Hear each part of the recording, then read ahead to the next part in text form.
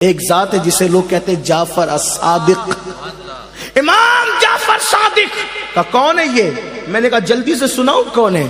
ایک پڑوسی کہتا ہے امام میں گھر بیچنا چاہتا ہوں، آپ میرا گھر خریدو گے؟ آپ نے کہا بالکل خریدیں گے۔ کہا کتنے میں؟ کہا جنت دوں گا،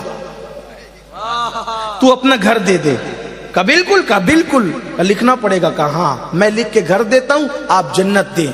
امام جعفر صادق نے لکھا میں نے اپنے پڑوسی کا گھر لیا، بدلے میں اس کو جنت دے دیا۔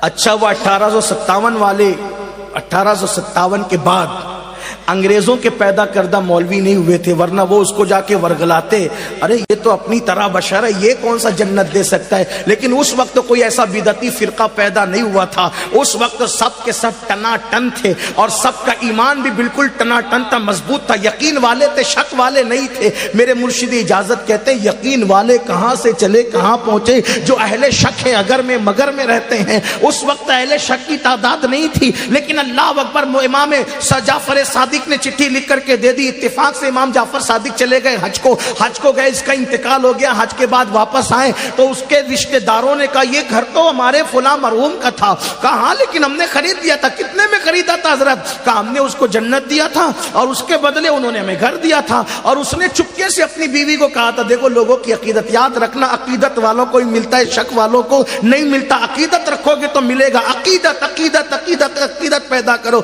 عقیدت کے ساتھ مزار پہ گئے تو اللہ کا دوست ہے، بد عقیدگی کے ساتھ گئے تو مٹی کا ڈھیر ہے۔ اچھی طرح یاد رکھنا، مانو تو ولی ہے ورنہ آپ کو مٹی کے سوا نظر کیا آنا ہے؟ ارے وہ تو ولی زمین کے نیچے جنت میں سو رہا ہے۔ اگر انسان کو مانو تو انسان ہے ورنہ وہ مٹی کا ڈھیر ہے۔ شیطان نے یہی تو کہا تھا آدم مٹی ہے میں آگ ہوں، اس کو کیا نظر آیا مٹی کے اندر؟ لیکن وہاں مٹی نظر آئی ہے اور عاشق کہتا ہے بے دم سوار سی اب آدمی کچھ اور ہماری نظر میں ہے، جب سے سنا ہے یار لباس بشر میں ہے۔ اللہ اکبر، وہاں تو یار کی بات ہوتی ہے۔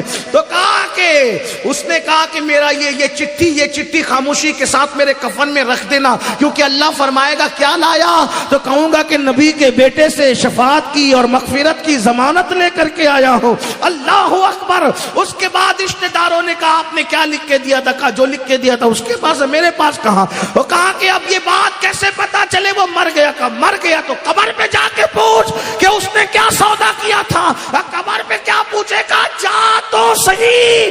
جب وہ رشتہ دار گئے تو اس کی قبر پر ایک رکا پڑا ہوا تھا، ایک طرف امام جعفر صادق کی تحریر تھی کہ میں نے جنت دیا، دوسری طرف اس کی تحریر تھی کہ جعفر صادق کا وعدہ پورا ہو گیا۔